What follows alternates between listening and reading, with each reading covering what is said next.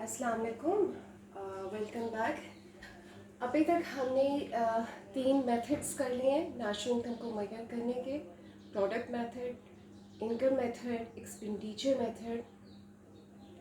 और उसमें हमने चारों फैक्टर्स को कंसिडर किया, चारों अवामिल हमने लिए और हमने उन मेथड्स को डिटेल से पढ़ लिया। ठीक है, हमने नेशनल इनकम के तस्वुरात भी कर लिए, कौमी आमदनी के मुख्तलिफ तस्वुरात भी हम कर चुके हैं। आज लेक्चर में हम कौमी आमदनी का तवाज़ुन पढ़ेंगे। किसका कॉन्सेप्ट है?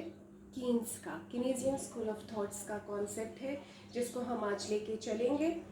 और ये कॉन्सेप्ट हमें, जिस तरह मैंने पहले ही मैक्रो इकोनॉमिक्स के फर्स्ट लेक्चर में इंट्रोडक्शन में बता दिया था कि ग्रेट डिप्रेशन के बाद 19 से 30 में जो आया था, 29 से 39 तक का टाइम पीरियड था, 10 साल कि वो इकॉनमी में प्रिवेल किया था।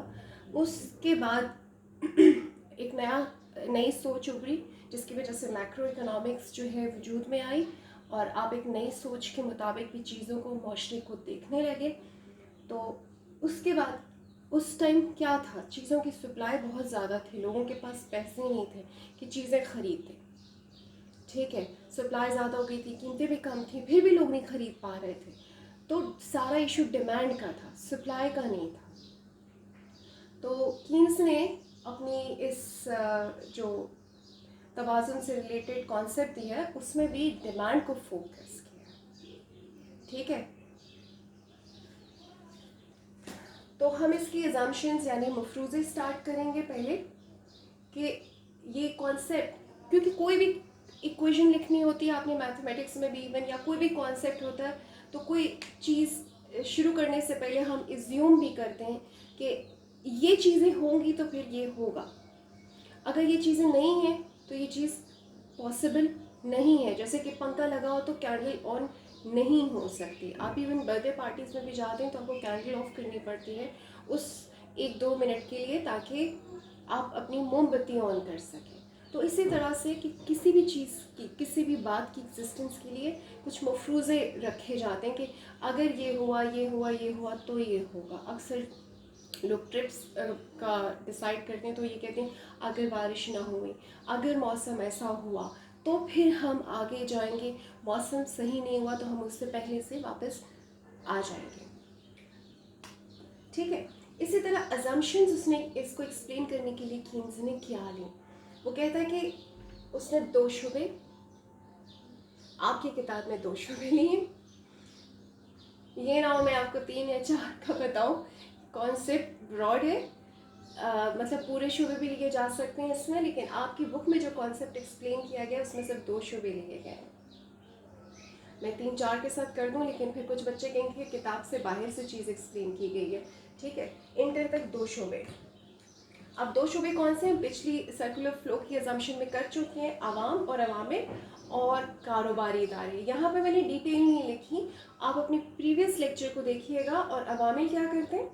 अपनी खिदमत सर अंजाम देते हैं और उनको उसके रिटर्न में क्या मिलता है? मुआवजे। यानी 2 पॉइंट्स यहाँ पे हम प्रीवियस लेक्चर में कर चुके हैं। ठीक है, ये आप लिख लें, ज़्यादा बेहतर है। कारोबारी इदारे क्या करते हैं? गुड्स एंड सर्विसेज, अशिया और खिदमत बाहम पहुँचाते और उसके रिटर्न्स में उन्हें उन अशिया और खिदमत की कीमतें मिलती हैं। तो यहाँ पे भी 2 पॉइंट्स आ गए हमारे पास। ठीक है, आ जाए सरकारी अदम मदाखलत, यानी सरकार की अदम मदाखलत, गवर्नमेंट इंटरवेंशन अलाउड नहीं है। उसके बाद क्यों? क्योंकि मैंने ये 2 सेक्टर्स लिए हैं, y is equal to C plus I, G cross cross. ठीक है, गवर्नमेंट नहीं लिया मैंने, तो इसका मतलब है कि क्या है? सरकार की अदम मदाखलत, यानी गवर्नमेंट इंटरवीन नहीं करी, मैंने गवर्नमेंट को कंसिडर नहीं किया। ठीक है, ये मैं आगे एक्सप्लेन करती हूँ। अच्छा, सिफर तिजारत, लास्ट टाइम एक्सप्लेन किया था कि सिफर तिजारत जब होती है तो हमारे पास इकोनॉमी क्या है? क्लोज्ड।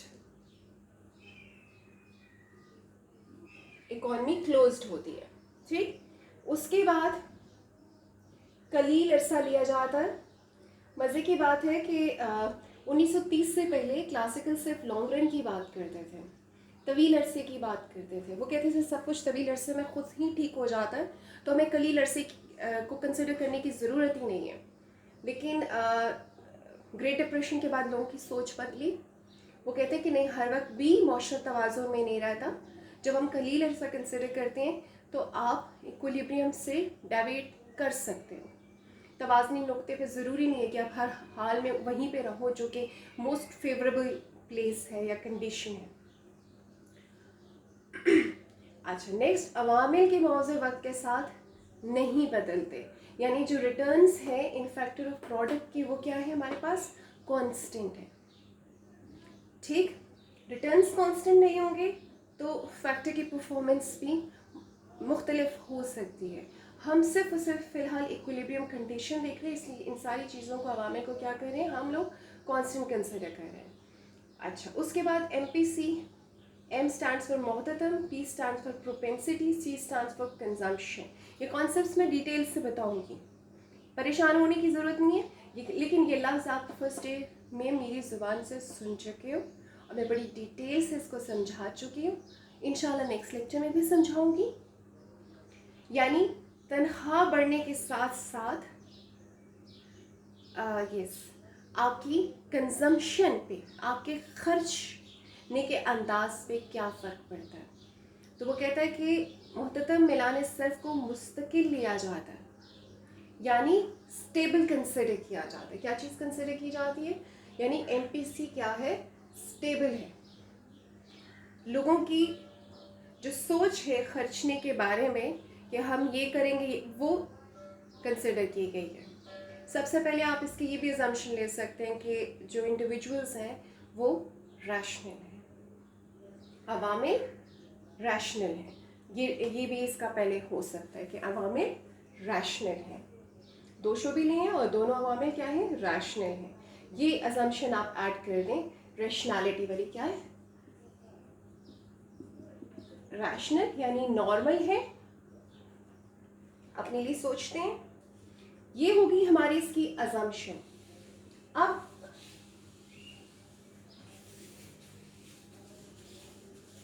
जब तक, अच्छा, कीन्स ने क्या किया,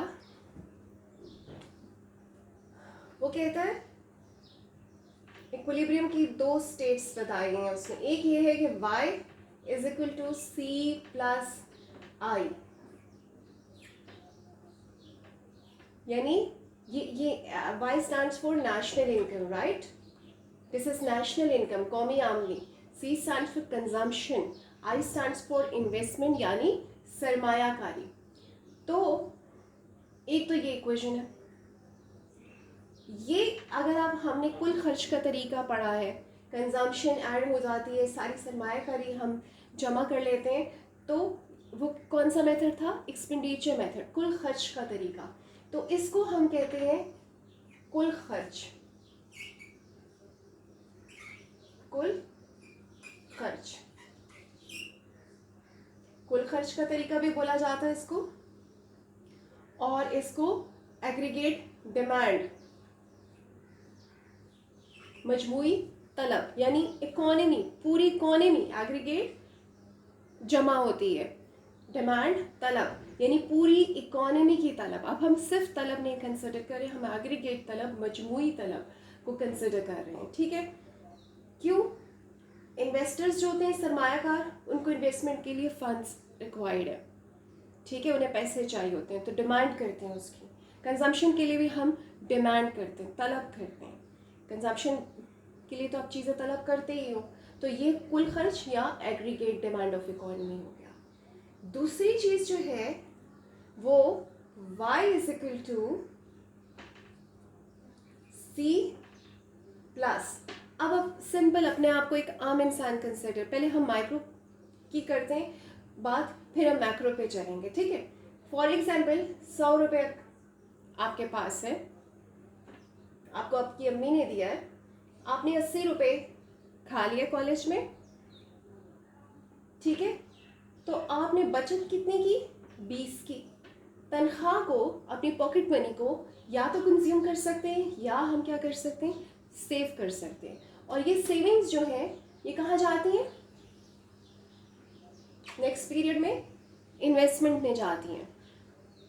ठीक है, सेविंग्स कहाँ जाती हैं, इन्वेस्टमेंट में जाती हैं। Demand, this is actually aggregate demand, C+I, this is national income, यानी इनकम। अच्छा, यहाँ पे क्लियर होगी बात। अब ये अगर एक इंसान का माइक्रो लेवल पे ये सिचुएशन चल रही है तो मैक्रो पे भी this is the national income, this is the consumption, and ये क्या है, लेफ्ट ओवर क्या है, सेविंग्स है। ठीक, इसको मैं दूसरे तरीके से अगर बताऊं कि कैसे, तनख्वाह में से माइनस किया कंजम्पशन, जो आपने खर्च किया, तो बचा क्या, आपकी बचत। ये तो इक्वेशन समझ आ गई। अब ये इक्वेशन 1 है, एक इक्वेशन 2 है। फ्रॉम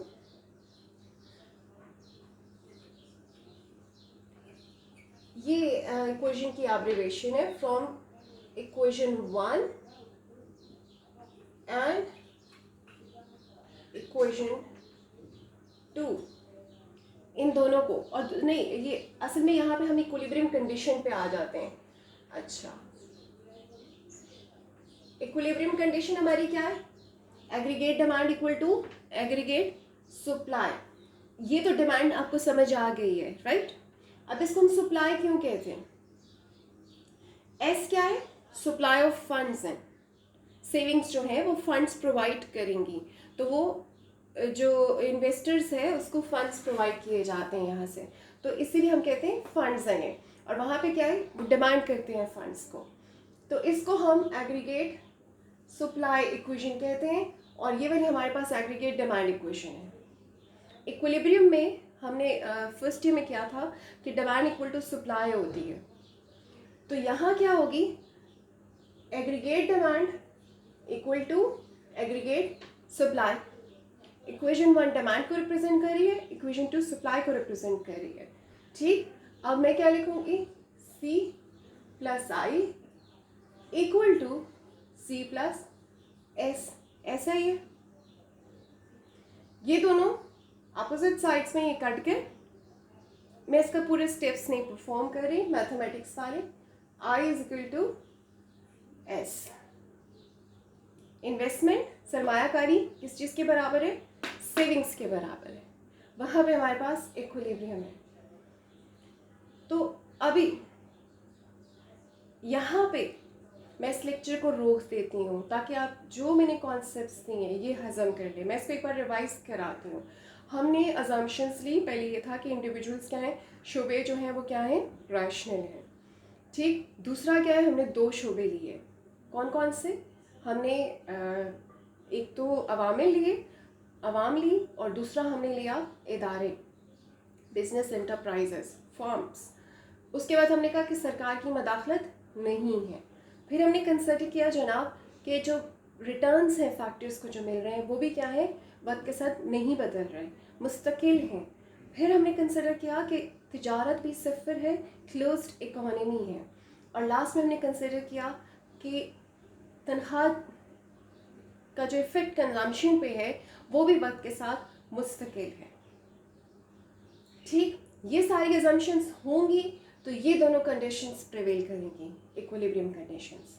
ठीक है, नेशनल इनकम एग्रीगेट सप्लाई के बराबर या नेशनल इनकम डिमांड के बराबर। चूँकि क्लोज्ड इकोनॉमी है तो डिमांड और सप्लाई क्या हो जाएंगी, बराबर होंगी। एग्रीगेट डिमांड और सप्लाई क्या होगी, बराबर होंगी। जितनी सप्लाई होगी उतनी ही डिमांड। इस तरह से फ़िलहाल ये है, जो डेविएशंस हैं वो मैं आपको समझाऊंगी।